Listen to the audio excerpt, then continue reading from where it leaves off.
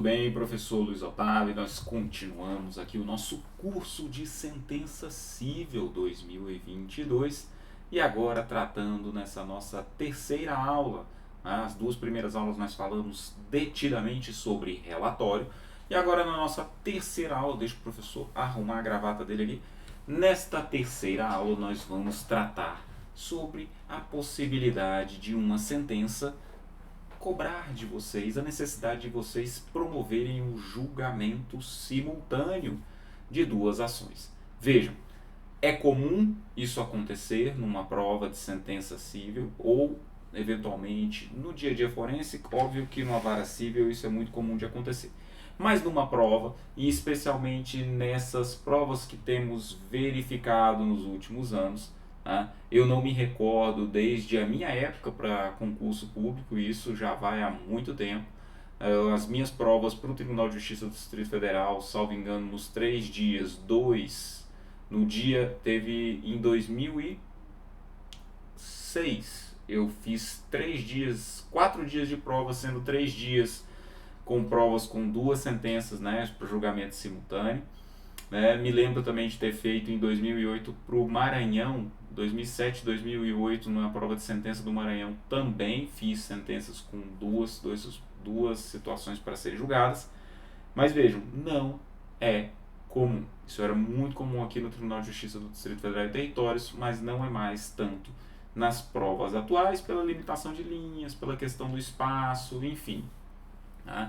Tudo é um ponto a ser tratado, mas independentemente disso, vocês têm que estar preparados para a eventualidade disso vir a acontecer.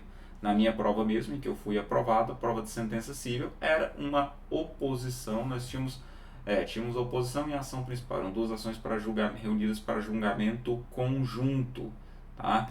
Então assim, é uma questão de julgamento conjunto, uma questão de julgamento simultâneo. Então veja, é importante que vocês saibam como fazer uma sentença nessa situação, como devem anunciar, o que devem mencionar logo neste início para a demonstração da correta técnica de redação do ato sentencial. Mas vamos lá, vocês já sabem como o professor faz, nós vamos aqui com o nosso queridíssimo PDF, ele vai passando, vamos aqui descendo um pouquinho o nosso PDF, curso de sentença civil técnica, prática e desenvolvimento de habilidades ano 2, para aqueles que estão aí, temos várias provas chegando, se Deus quiser teremos esse ano, mais uma prova aqui do Tribunal de Justiça do Distrito Federal e Territórios. Estamos precisando muito desses novos magistrados, quem sabe, né? O presidente atual já mencionou a possibilidade de concurso, estamos tendo concurso para servidores, quem sabe teremos também para magistrados. Mas está aí o julgamento simultâneo, em que casos deverei anunciar o julgamento simultâneo. Nós temos aqui a questão em caso em que se verifique a continência e a conexão. Primeiro ponto. E o conceito de conexão, pessoal, artigo 55 do CPC, reputam-se conexas 2 ou mais ações quando lhes for comum o pedido ou a causa de pedir. Eu sempre gosto de citar isso, mencionando a todos vocês, esse entendimento aqui do STJ, que é no agravo interno, no agravo no recurso especial. Meu Deus do céu, os recursos no STJ são dureza, gente, é muito recurso. Agravo interno no agravo no recurso especial 113 14005 Pernambuco. Aqui, a conexão à continência por decorrência da identidade da causa de pedir ao pedido, aqui que estou lendo para vocês, não só por medida de economia processual, mas também para evitar a possibilidade de prolação de decisões contraditórias que trariam desprestígio à justiça. Então, assim, uma causa que, apesar de não ser idêntica à outra, guarda com ela um vínculo de identidade quanto a um de seus elementos. Esse vínculo denomina-se tecnicamente de conexão. Então vejam, a reunião, no caso da conexão, ela é feita no juízo prevento, pessoal. Nós temos o juízo prevento como aquele que atrai a outra ação que naquele juízo não corre para julgamento conjunto. E para isso nós temos o artigo 58 do CPC, 58 do CPC, que diz qual deve ser o juízo prevento. Vamos lá. Aqui nos termos do 58, qual deve ser? Quando tivermos aqui, como for, onde for primeiro registro, vara única, ó, aqui, onde foi feito o primeiro registro da petição inicial, tá? Local aqui onde foi feito o primeiro registro, e se temos mais de uma vara na comarca, na circunscrição judiciária ou seção judiciária, né, o local da distribuição. Tá, pessoal? 59, o registro ou a distribuição da petição inicial torna prevento, não é 58, aqui ó, 59, torna prevento o juízo. E a questão da continência, o 56 traz aqui, pessoal, ele traz o conceito, duas ou mais ações, quando houver identidade quanto às partes e a causa de pedir, mas o pedido de uma for maior do que o da outra. Nós temos aqui a ação A e a ação B. Então A contém o pedido da ação B. Ele é mais amplo, ele abrange aos demais e aí eles serão reunidos para julgamento conjunto. Então aqui quando tivermos continente e a ação continente tiver sido proposta anteriormente, no processo relativo à ação contida será proferida a sentença sem resolução de mérito. Caso contrário, as ações serão necessariamente reunidas, tá?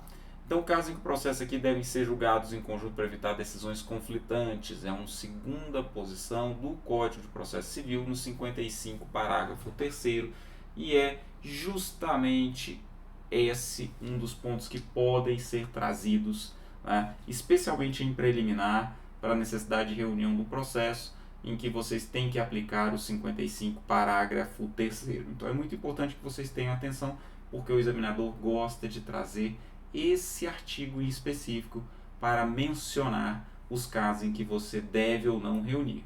Muito provavelmente, numa prova de sentença, vejam bem, se vocês estão numa prova de sentença e tem uma preliminar de conexão, se você acolher essa preliminar de conexão, o processo tem que parar até que a outra ação seja reunida para julgamento conjunto. Então, se você tem ali uma ação só para julgar e tem essa preliminar, ela tem que ser rejeitada. Então, vejam, se temos aí a questão da decisão conflitante, obviamente que você tem que dizer, por obviedade lógica, que essa ação não há possibilidade de decisões conflitantes, é um dos argumentos próprios, se é essa a fundamentação trazida eventualmente pelo réu na sua preliminar. Mas voltando, os 55, parágrafo 3º, serão reunidos para julgamento conjunto processos que possam gerar risco de prolação de decisões conflitantes ou contraditórias, mesmo sem a conexão. Então vejam que o 55, parágrafo 3º, ele não exige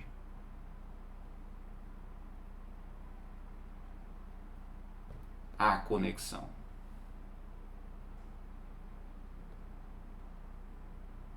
Aqui basta o risco de prolação de decisões conflitantes. É somente isso que o Código de Processo Civil exige. Tá, pessoal? E o juiz está obrigado, e aí a jurisprudência do STJ ela é muito clara, e esse também é um dos argumentos que sempre devem ser utilizados. O juiz está obrigado a reunir os processos, além de tudo, é uma faculdade do magistrado a reunião dos processos, pessoal. Tá? Vejam aqui a jurisprudência do STJ, tá? E ela é muito clara, orientação jurisprudicial sedimentada, no sentido de que a reunião dos processos conexos com sua faculdade do juiz, que ele deve avaliar a intensidade da conexão e o risco de ocorrência de decisões contraditórias. Por quê, pessoal? Porque a reunião dos processos, por que ela visa? Segurança jurídica e duração razoável do processo. Então o juiz avalia esses dois objetivos para que ele determine e faça essa reunião. Nós temos aí o agravo interno no RESP 1946404, relatado pelo ministro Mauro Campbell, agora de 2022. E como pode vir, pessoal, na prova de sentença? É aquilo que eu disse a vocês, né? A tese defensiva de reunião dos feitos, identidade de partes, né? Como motivo hábil para permitir a reunião. Então lembrem-se, na disposição legal, há aqui a conexão apenas quando houver identidade de objeto ou da causa de pedir. Identidade de partes é irrelevante, tá, pessoal? Então, mas isso aí provavelmente vai ser incluído para fomentar questionamento, né, de provável conexão. E no sentido de pleitear, a reunião dos processos cuja junção prática não mais se mostra possível. Por quê? Nós temos uma incompatibilidade do estado de tramitação dos feitos, quando um deles já foi sentenciado, e aqui não tem jeito, já temos sentença em um, é a antiga súmula 235 do STJ, que foi positivada no artigo 55, parágrafo 1º do CPC. E quando os processos estão submetidos a juízo de competência absoluta, e aqui é o caso de suspensão do processo dependente. Tá, pessoal? No 313, 5A do CPC. E os pontos de menção obrigatória, pessoal, quando viermos a exaurir esse assunto, eventual avaliação na sentença. Você vai mencionar o seu leitor qualificado, que a sentença irá promover a avaliação dos dois processos. É um dever informacional do julgado. Você está informando, né, aquela pessoa que está ali lendo, né, a sua sentença de que você irá promover um julgamento simultâneo. É um dever de informação do magistrado, né, para aquela pessoa que está ali para ler a sentença e saber o que está sendo efetivamente julgado. Né? E a segundo ponto, que nós vamos aqui, é um dever de se promover o registro formal, né, e o motivo, né, esse dever de fundamentação, o motivo que leva a essa conclusão. E nós vamos apontar ao leitor qual o dispositivo de lei que vai servir de base legal para julgamento simultâneo. Tá, pessoal? E também aqui qual ação vai ser julgado primeiro. O julgamento é conjunto, mas a fundamentação, né, nós temos, as ações vão ser feitas em separado. Então vejam, informação, né, fundamentação, né, e dizer qual será julgada primeiro. A questão de você ter o seu dever de informar aquela pessoa que você está fazendo julgamento simultâneo. O porquê, com fundamento em que, vocês vão perceber que esse é o tônus de toda a nossa técnica de sentença, de informar, de trazer aquela pessoa, o seu leitor qualificado, quais são os fundamentos legais que se prestam a permitir que você proceda daquela maneira, né? Também qual ação vai ser julgada primeiro. Tá, pessoal? Então esses são os pontos que vocês não podem deixar de mencionar quando vierem a tratar de julgamento simultâneo. Modelos práticos, procedo de julgamento simultâneo aqui das ações A e B, já que são conexas de igual objeto, de modo a impedir o tratamento conjunto a fim de evitar decisões conflitantes. 55 e 58 do CPC. Analise inicialmente a ação A. Promova o julgamento conjunto da ação principal da enunciação da lei, nos termos determina o 129, iniciando pelo processo principal. Os processos 2, 3, 4 e 4, 5, 6 foram reunidos para julgamento conjunto, obstar a possibilidade de decisões conflitantes ou contraditórias, dicção do artigo 55, parágrafo 3º, passa ao julgamento simultâneo dos processos, iniciando pelo primeiro. Vejam que aqui os modelos práticos, pessoal, eles são basicamente autoexplicativos.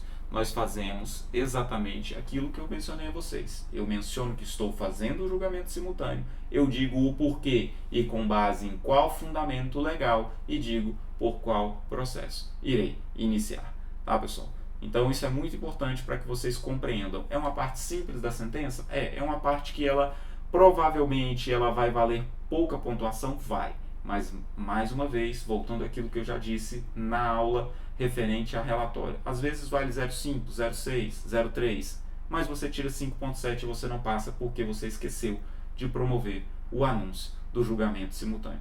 Veja que a parte simples, vocês vão conseguir visualizar isso na hora da prova. E, claro, né, sabendo os artigos de lei em específico, na questão da continência, na questão da conexão, na questão da reunião dos processos para julgamento simultâneo para evitar decisões conflitantes, e também quando não é caso de reunião dos processos, vocês simplesmente sempre vão fundamentar nos mesmos artigos, aqueles que estão tratando ali de conexão. Tem uma preliminar de conexão, obviamente que você vai citar o artigo 55, fala da questão de decisões contraditórias, você tem que citar o 55, parágrafo 3º, mesmo que você venha a rejeitar. Você vai explicar ali eventualmente numa preliminar por que você não está fazendo o julgamento simultâneo. Tá bom, pessoal? Eu espero que vocês tenham gostado da aula. Nos vemos agora na próxima aula, que nós vamos tratar das hipóteses de julgamento antecipado. Já vamos falar de julgamento antecipado. Até mais!